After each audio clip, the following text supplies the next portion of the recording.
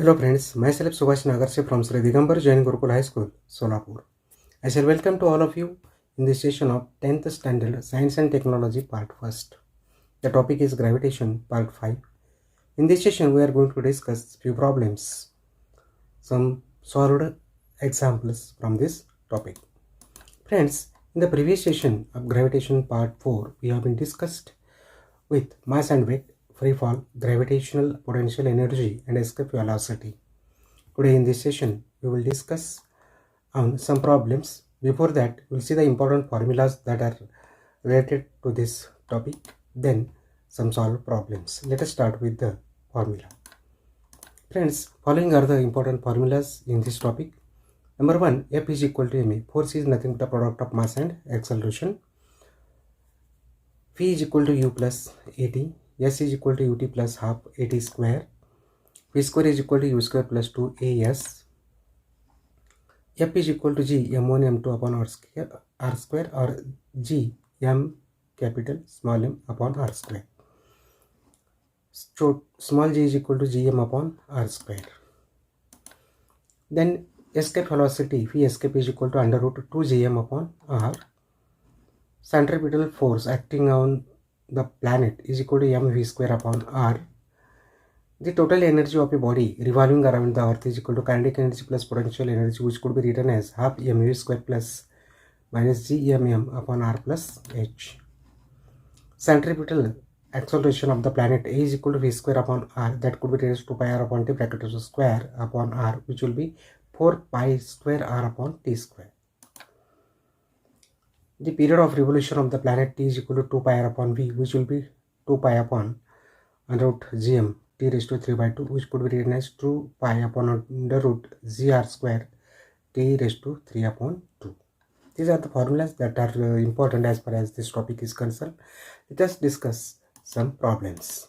Number 1, an object takes 5 seconds to reach the ground from a height of 5 meters on a planet. What is the value of g on the planet? Friends, while reading the problems, we must have to recall the different variables used for the physical quantities. So here we will come to know that time t is 5 second, height which is 5 meters. We have to find out the gravitational acceleration g.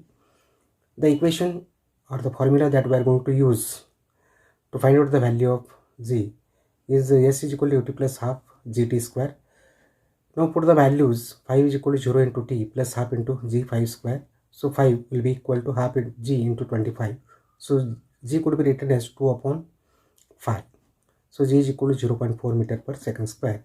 So we can write the gravitational acceleration of the planet is a 0.4 meter per second square. After substituting the values of the variables from the given things and calculating or following the mathematical steps, basic mathematical steps, we'll get the answer. Second, the radius of the planet A is half the radius of the planet B. Two planets are there, A and B. Radius of planet A is half of the radius of planet B.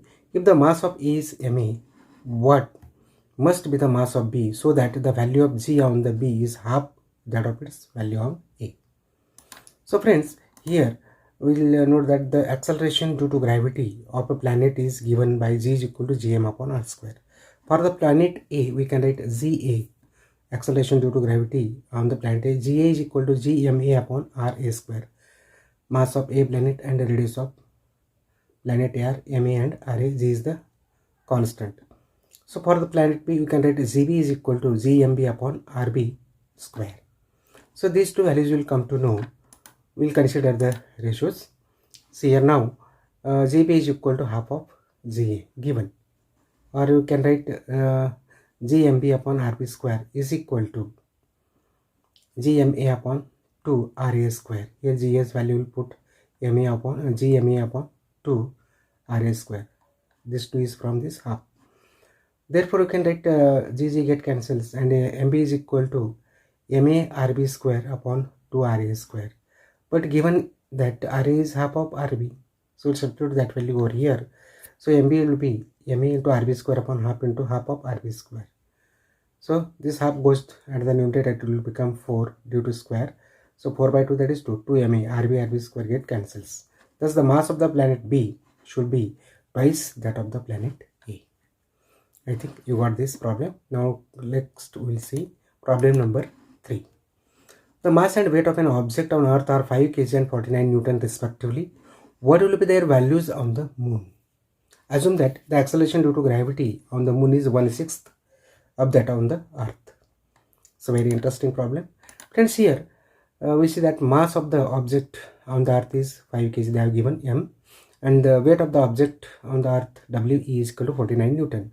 Weight of the object on the moon is equal to Wm is equal to 1/6 time that of on the earth. So Wm is equal to 49/6. So that will be 8.17 Newton. So weight of the object on the moon will be 8.17 Newton. Therefore, mass of the object on the moon is 5 kg, since mass is independent of the place of the observation. So here on the moon it is 5 kg only. So we see the next problem number 4 now. An object thrown vertically upwards reaches the height of 500 meter. What was its initial velocity? How long will the object take to come back to the earth? Assume that G's value is 10 meter per second square. Friends, here for the vertical upward motion of the object, S given 500 meter, G is 10 meter per second square, V is 0.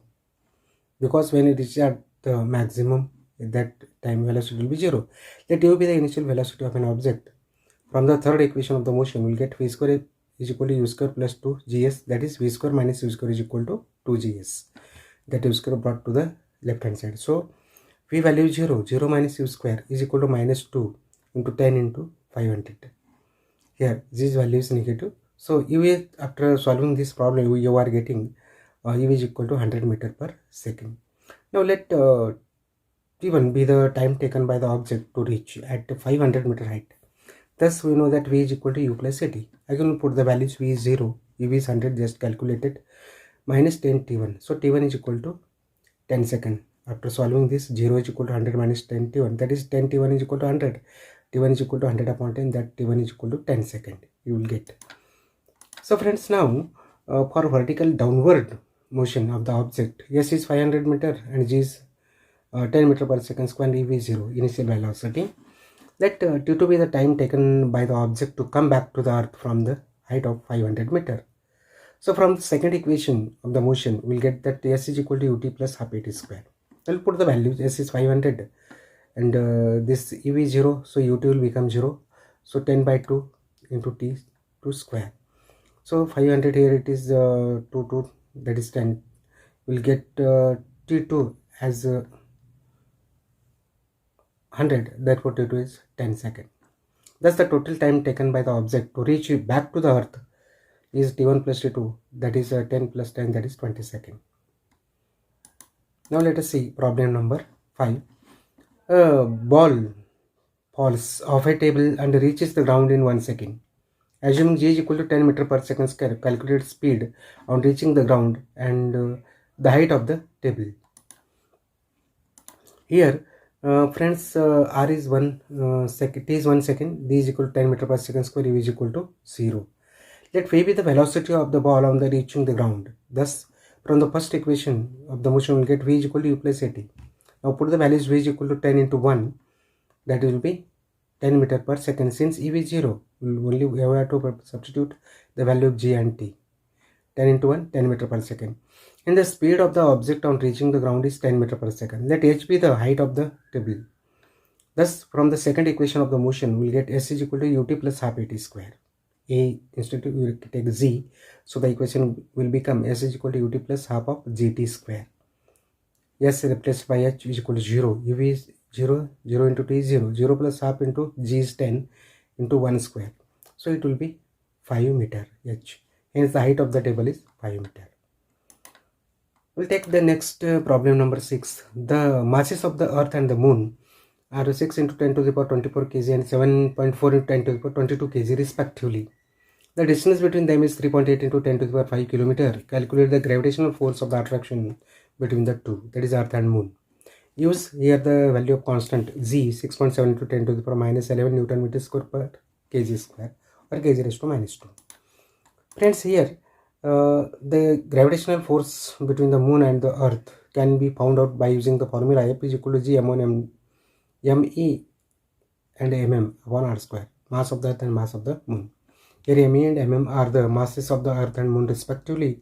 Using all the above values given over here, or substituting F is equal to G is 6.7 into 10 to the power minus 11, G ME is 6 into 10 to the power 24, and mm is mass of the moon 7.4 into 10 to the power 22, divided by r square. R is given 3 distance is given 3.8 into 10 to the power 5 into 1000 bracket to square. Friends, after solving this one, you are getting 20.6 into 10 to the power 19, which is approximately 2 into 10 to the power 20 Newton. So we can say that the force between them will be 2 into 10 to the power 20 Newton. Problem number now 7. The mass of the earth is 6 into 10 to the power 24 kg. The distance between the earth and the sun is 1.5 into 10 to the power 11 meter. If the gravitational force between the two is 3.5 to 10 to the power 22 Newton, what is the mass of the sun? Use here this value 6.7 into 10 to the power minus 11 Newton meter square per kg square, or kg raised to minus 2. Friends, here we will get the gravitational force between the sun and the earth can be found by using the formula F is equal to Gme ms upon r square. Ms is the Me and ms are the masses of earth and sun respectively. Using all the given values from the problem, you will get F given 3.5 to 10 to the power 22, which is equal to 6.7, the value of G 6.7 into 10 to the power minus 11, and Me 6 into 10 to the power 24 into ms, and this distance given 1.5 into 10 to the power 11 bracket to square.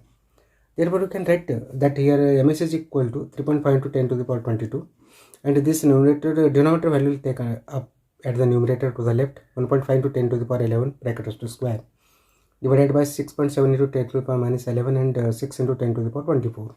After simplifying the right hand side, you are getting 7.88 into 10 to the power 44 upon 40.2 into 10 to the power 13. After this simplifying this step, we are getting 1.96 into 10 to the power 30 kg. So you can write the mass of the sun is 1.96 into 10 to the power 30 kg. We'll consider problem number 8. Mahendra and Virat are sitting at a distance of 1 meter from each other. Their masses are 75 kg and 80 kg respectively. What is the gravitational force between them? Very interesting and easy problem. Here R is equal to 1 meter, M1 is 75 kg and M2 is 80 kg, and G is 6.67 10 to the power minus 11 Newton meter square per kg square. According to the Newton's law, we will get F is equal to G M1 M2 upon R square. Put the values. Here G's value is 6.67 into 10 to the power minus 11, and M1 is 75 and M2 is 80 upon 1 square Newton. So after simplifying this one, we are getting 4.002 into 10 to the power 7 Newton. So we can say that the gravitational force between the Mahendra and Virat is 4.002 into 10 to the power minus 7 Newton. Next, we'll consider problem number 9. Calculate the escape velocity on the surface of the moon given the mass and the radius of the moon to be 7.34 into 10 to the power minus 22 kg and 1.74 into 10 to the power 6 meter respectively. Friends, from the given any problem, you have to read this problem properly. At the same time, you have to recall the variables used for the particular numerical value. Here you will get that G is 6.67 10 to the power minus 11 Newton meter square per kg square, means it is the G value, and mass of the moon M given 7.34 into 10 to the power 22 kg, and radius of the moon is R is equal to 1.74 into 10 to the power 6 meter.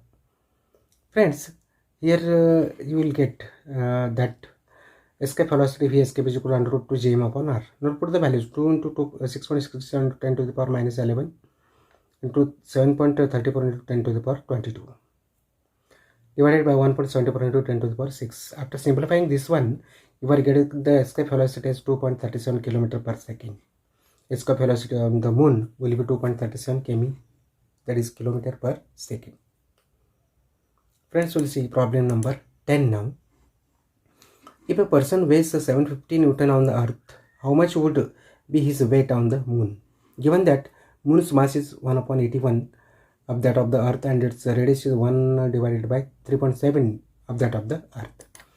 Friends, again the numerical values you have to recall. That is, here weight of the earth is given 750 Newton and ratio of mass of the earth Me to the mass of the moon mm is given Me upon mm, that will be 81, and the radius of the earth Re to the radius of the moon Re upon Rm 3.7. Friends, here we'll get that let the mass of the person be m kg. So weight of the earth is mg. Weight on this earth of this person particularly will be mg 750, which will be equal to mg me upon re square. Therefore m is equal to 750 re square upon gme. First equation. Weight on the moon, that will be mgmm upon rm square. Using this equation 1 here, the value we put the m's value, that is the 750 re square upon gme square into gmm upon rm square. Here gg will get cancelled, therefore you can take the 750 re square upon rm square mm upon me. Now put the value 750 into 3.7 bracket raised to square into 1 upon 81, that leads to 126.8 Newton. So friends, I think weight on the moon that you are getting over here, that is 126.8 Newton. Now let's say problem number 11. An iron ball of mass 3 kg is released from a height of 125 meter and falls freely to the ground. Assume that the value of g is 10 meter per second square. Calculate first the time taken by the ball to reach the ground. Second, velocity of the ball on reaching the ground. Third, the height of the ball at half the time it takes to reach the ground. Very nice problem. First of all, we see that m is 3 kg given distance traveled by the ball, and s is 125 meter. Initial velocity of the ball is equal to u, that is 0, and acceleration a is equal to g is equal to 10 meter per second square. Friends, Newton's second equation of the motion gives s is equal to t plus half t square. Now put the values that s is 125 is equal to 0 into t plus half into 10 into t square, which is 5t square. First term it will be 0. So t square is equal to 120.5, that is 25. Therefore t is equal to 5 seconds. The ball takes 5 seconds to reach the ground. Now let's see the second. That is according to the Newton's first equation of motion of velocity, will get v is equal to u plus at. Now put the value 0 plus 10 into 5, that is 50 meter per second. So we can write here that the velocity of the ball on reaching the ground is 50 meter per second. Half the time means t is equal to 5 by 2, that is 2.5 seconds. Ball's height at the time is equal to, we'll get s according to the Newton's second law, s is equal to ut plus half t square, s is equal to 0. Since u is 0, 0 into 2 is 0 plus half 10 into 2.5 bracket raised to square.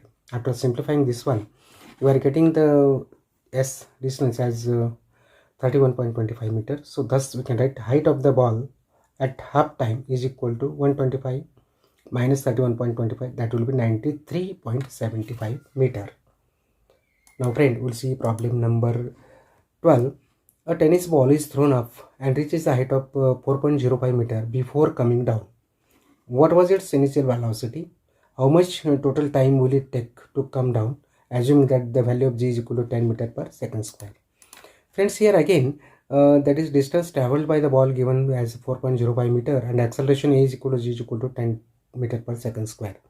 For the upward motion of the ball, v is 0. So we'll get a is equal to minus u, which is minus 10 meter per second square. From this formula, we can write that a square is equal to u square plus 2as, that is 0 is equal to u square plus 2 into minus 10 into 4.05. So u square is equal to 81. So u is equal to 9 meter per second. Secondly, we'll see that here for downward motion of the ball, u is equal to 0. So you'll get here that a is equal to g is equal to 10 meter per second square, and s is equal to ut plus half at square. This is the equation. So put the values that 4.05 is equal to 0 plus half 10 t square. So t square is equal to 4.05 upon 5, that will be 0.81. So we'll get t is equal to 0.9 second. So time for upward journey of the ball will be the same as that of the downward journey, that is 0.9 second. So total time taken is 2 into 0.9, that is 1.8 second. So friends, I think you got all the problems. Go through once again through this video and you will get all the problems understood. Thank you for watching this video.